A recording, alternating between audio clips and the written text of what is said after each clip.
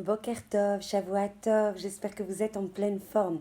Be'ezrat Hashem. Alors on va appeler cette nouvelle tournée du matin pas de vacances pour la Torah. Qu'est-ce que vous en pensez? Je vois que le nombre d'auditeurs fond comme les glaces, Nahon, littéralement. On ne désespère pas, on persiste, on signe. C'est pas parce qu'il y a les vacances en fait et on en a bien besoin et c'est nécessaire d'avoir un peu de répit pour l'esprit, pour recharger les batteries et repartir de plus belle qu'on s'arrête d'étudier. Alors Bezrat Hashem, le noyau dur, il y a beaucoup Baruch Hashem quand même de matmidot, de gens qui persistent et qui étudient malgré tout. Donc je vous engage vivement à étudier ces 10 minutes en fait, 10 minutes des fois 15 parce que je déborde un peu, ce Torah parce que de Torah, elles vous envelopperont d'une lumière protectrice Bezrat Hashem, elles vous illumineront, elles vous rempliront Bezrat Hashem, parce que la Torah, dans la Torah, il y a tout. Elle est remplie de l'essence d'Akadosh Baruch Hu, elle est remplie de sa volonté, elle est remplie en fait de ses désirs et de sa pensée. Quand vous étudiez la Torah, vous vous remplissez d'Akadosh Baruch Hu, Bezrat Hashem, qu'on ait ce mérite, malgré les vacances, de persister et d'avoir des neshimot de Torah, des respirations de Torah tout au long de la journée, Bezrat Hashem. Et évidemment, le cours, je ne pouvais pas, franchement, je pars en vacances aujourd'hui, louer la Torah, avoir un cours autre que des louanges en fait pour la Torah, parce que justement, tout est pour la Torah, tout est dans la Torah, et le véritable bonheur réside dans la Torah. On sait en fait, notamment de génération en génération, que tout ce qui relève de la Achnasat Sefer Torah est célébré avec beaucoup de joie. Et il y a rien d'étonnant car un Sefer Torah englobe toute la Torah. Et toute la création du monde est incorporée dans la Torah. Il n'y a rien dans le monde qui ne soit pas inclus dans la Torah. Et comme nos Chachamim le disent, Hachem examina la Torah et c'est là qu'il créa le monde. C'est bien à partir de la Torah qu'Hachem en fait a engagé la création du monde. C'est rapporté dans Bereshit Rabbah. Il en résulte donc qu'il n'y a pas de plus grande joie, de joie plus ultime, de joie plus profonde, de joie plus authentique que l'occasion d'inaugurer un Sefer Torah dans lequel toute la création est englobée, toute la création est insérée. Et le Rav Steinman, donc un des Gdoléadors en fait de notre génération, que son mérite puisse nous protéger et que ses jours soient rallongés, Bezrat Hashem, même si quelqu'un mérite de n'étudier qu'un tout petit peu la Torah, c'est-à-dire même 10 minutes dans la journée, il est impossible de dépeindre le mérite, dit le Rav Steinman, le bonheur qu'il doit ressentir. On doit absolument, et c'est ce qu'on disait hier, franchement merci à toutes celles qui ont pu se déplacer hier pour le cours de Torah, vous ne savez pas combien vous me renforcez, combien la salle était pleine, Baruch Hashem, en pleines vacances. Bezrat Hashem Mamash, en général, les gens en fait ne viennent pas, les gens lâchent prise, les gens déconnectent, et là vous persistez, ça c'est un signe de la Géoula. En ça fait que les gens qui persistent comme ça feront par leur mérite venir la Géoula Berachamim. Il n'y a pas de raison. Hachem, il va voir tout ça, il va voir tous ces efforts cumulés, il va voir la Messirut Nefesh avec laquelle vous venez, vous écoutez, vous intégrez, vous avancez, vous progressez, vous ramenez des gens, et Hachem enverra la Géoula Berachamim. En ça fait que là-dessus, il n'y a pas de doute là-dessus. Et on dit en fait, c'est marqué, le Rav Steinman va rapporter, qu'il faut mettre l'accent, c'est ce qu'on disait hier, sur la chance que nous avons de mériter d'avoir le privilège d'étudier la Torah, de mériter d'avoir le privilège d'observer les mitzvot. Ça n'est pas donné à tout le monde, c'est un mérite qui doit nous réjouir, c'est un mérite qui doit nous remplir, c'est un mérite qui doit nous donner l'envie d'avancer, de progresser, de rythmer notre avodat Hashem. Il y a plein de gens qui vont pas avoir ce réchec, cette envie, ce manoa, ce moteur d'avancer. Donc quand on a la possibilité de cliquer sur le cours, déjà de le recevoir, 2 de cliquer dessus, 3 de l'écouter, 4 de l'intégrer, de prendre une achlata, ne serait-ce qu'une après ce cours en disant tiens, j'ai intégré. Vous pouvez prendre un petit cahier d'ailleurs, parce que des fois les cours sont très denses. On a l'impression que c'est des fois des notions qui sont déjà connues à notre oreille, et c'est vrai, Baruch Hashem. Mais par contre, il y a le fait de connaître, le fait d'écouter et le fait d'intégrer, le fait de prendre sur soi des choses qui nous permettent d'avancer. Vous pouvez prendre un petit cahier, noter cours du dimanche et de noter en fait chacune des nécodotes qui vous ont interpellé, qui ont fait écho en vous, qui ont fait résonance, et de voir si vous pouvez prendre une des kabbalotes, des résolutions par rapport à ces cours. On pense que l'étude de la Torah ne peut pas rendre heureuse une personne. On a l'impression que tout ce qui est du monde extérieur, qui brille, donne l'impression que le bonheur n'est accessible que par le biais de la richesse, des hôtels luxueux, tiens, de toutes les autres belles choses de ce monde, ainsi que tous les progrès de la technologie. Cela est particulièrement vrai à notre époque, dit le Rav Steinman, où le monde connaît un tel développement technologique, économique, social.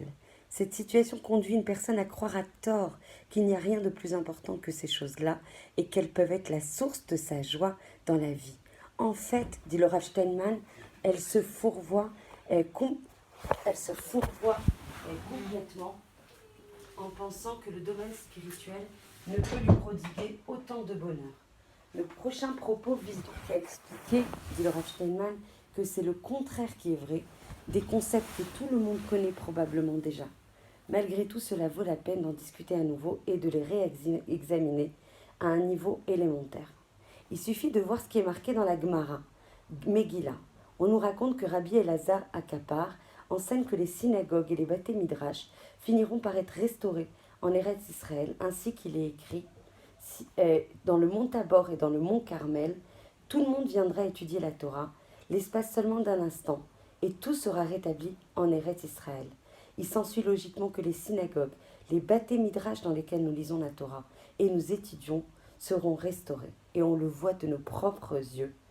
Il y a rien de plus flagrant de l'arrivée en fait du Mashiach que de voir en fait toutes ces synagogues, tous ces Baté Midrash, toutes ces personnes en fait qui reviennent à l'étude de la Torah, qui se réinvestissent avec beaucoup de pureté d'intention dans l'étude de la Torah. Il n'y a qu'à voir autour de nous combien de synagogues, combien de Baté Midrash, combien de Messirut Nefesh, combien de Trumot, combien de, comment on appelle ça, oh là là, les contributions en fait qui sont données pour faire monter encore des Baté Midrash et des questions des synagogues. Et comme le verset nous le dit, tout ce qui est appelé par mon nom et pour ma gloire, j'ai créé. En fait, c'est par le biais en fait de tout ce qu'on monte, de tout ce qu'on réalise comme projet, de toute nouvelle mitzvah que l'on prend sur nous, qu'on arrive à rétablir la gloire d'Akadosh Baruch Hu. Et c'est ça la Géoula, c'est rétablir et proclamer de nouveau la gloire d'Akadosh Baruch Hu. Mais on peut se poser la question, Hachem, est-ce qu'il a besoin de notre gloire? Est-ce que les honneurs vraiment vont lui faire défaut? En fait, il ne manque de rien. Il est expliqué dans les Sfarim qu'il agit ainsi dans l'intérêt de l'homme, afin que l'homme puisse gagner sa récompense pour l'éternité en le glorifiant et en l'honorant par l'obéissance qu'Hachem va lui devoir. Tous les objets, tous les animaux et les anges eux-mêmes ne jouissent pas de ce mérite et ils ne gagnent pas tout le bien dont l'homme va nous bénéficier. La joie qu'éprouvent les anges en raison de leur compréhension d'Hachem procure une telle sensation de bonheur qu'ils ne peuvent pas se contenir. Ils expriment des chants, ils expriment de la joie par tous les moyens. Ils n'arrêtent pas de le faire sans répit. Et pourtant, l'être humain en est incapable. Donc en fait, on doit savoir que tous les défis qui nous sont lancés aujourd'hui, les défis en fait en termes de, de garder le bien, de rester dans le bien, d'investir dans le bien, de rester dans le chemin de la Torah et des mitzvot, notamment pendant l'été, où on n'a qu'une envie, c'est de lâcher prise, d'écouter de la musique qui n'est pas forcément cohérente avec ce qu'on doit écouter, de regarder des choses par exemple à la plage ou dans les villes où nous allons et qui ne sont pas adaptées, et de dire des choses, des blagues, des choses qui ne sont pas forcément... Des blagues, on a le droit, mais des blagues où il y a des choses qui ne sont pas tznuot, on n'a absolument pas le droit. Des choses qui sont liées à des midot lotovot, de lire des choses qui ne sont pas adaptées, comme on l'a dit hier, ne sont absolument pas cohérentes. On dit en fait, il y a une personne qui me disait, mais comment on fait pour vibrer, je veux sentir ma neshama vibrer. C'est très très important de comprendre. Si on veut sentir sa neshama vibrer, il y a une technique et on pourra les développer Bezrat Hashem Blineder cette semaine. Il y a une technique en fait qui s'appelle de l'extérieur vers l'intérieur. Une autre technique qu'on pourra développer dans un autre cours qui est de dire on peut faire vibrer sa neshama de l'intérieur vers l'extérieur. Quand on prend cette technique en fait de l'extérieur vers l'intérieur, en fait on a des chalulim, on a parlé de ça dans la bracha Asher Yatzar. En fait, tout ce qui fait vibrer la neshama va rentrer par des fenêtres qui sont en fait à notre disposition, que ce soit les oreilles, que ce soit la bouche, que ce soit le nez, que ce soit les yeux. Alors, si vous voulez sentir votre neshama vibrer, si vous voulez sentir l'intensité, la vérité, la proximité, l'amour d'Akadosh Baruch Hu, par sa Torah, par justement sa présence, par la lumière protectrice que vous souhaitez avoir, vous entourer, il faut forcément que tout ce que vous faites rentrer par ces chalonotes soit pur, soit cohérent avec Hachem, soit en cohérence avec la vérité que vous portez en vous. Parce que votre Neshama, elle demande que ça. Donc si vous purifiez vos yeux, si vous purifiez votre bouche, si vous purifiez vos oreilles, si vous purifiez même l'odeur, il est interdit de sentir des choses qui ne sont pas bonnes, d'accord, de sentir des mauvaises odeurs. Si par exemple on change des couches d'un enfant, il est marqué, il faut vraiment respirer par la bouche si c'est nécessaire, mais en aucun cas il faut sentir ces odeurs-là, qu'ils aient pogem. Ça veut dire quoi? Ça touche, ça abîme, ça pollue la neshama. Donc il faut faire très très attention pendant cette période de lâcher prise pendant les vacances, d'étudier la Torah, parce qu'il y a tout dans la Torah, parce que vous, si vous voulez être protégé, eh ben chaque mot sera un mélavé pour vous et votre famille et toute la communauté à laquelle vous appartenez. Et il faut purifier en fait les orifices par lesquels on touche à la neshama, que l'on puisse mériter Bezrat Hashem, d'avoir un été vraiment, vraiment, Taor Vekadosh, que l'on puisse par ce mérite glorifier, proclamer, faire grandir le nom d'Hachem, donner en fait du ta'anouk, du plaisir, de la fierté à Kadosh Baruch Hu, que la Torah, elle n'a pas de Hafsaka. Il n'y a pas de Hafsaka pour la Torah pendant les vacances Bezrat Hashem, qu'on ait ce mérite, tout ce noyau dur qui continue à étudier Baruch Hashem, que vous puissiez diffuser la Torah, que vous puissiez mériter cette énorme, énorme, énorme mitzvah qui vous met au-dessus des Nevi'im. Vous imaginez? Le fait que vous puissiez diffuser la Torah à d'autres personnes vous met dans une position au-delà des prophètes. C'est marqué. Donc au niveau des mondes Elionim dans le Olam Haemet, quand vous diffusez la Torah, ça vous positionne au-delà des prophètes. Bezrat Hashem, qu'on ait ce mérite sans cesse de diffuser et d'être les associés d'Akadosh Baruch Hu dans ce monde. Je vous embrasse très très fort et je vous souhaite de très bonnes vacances.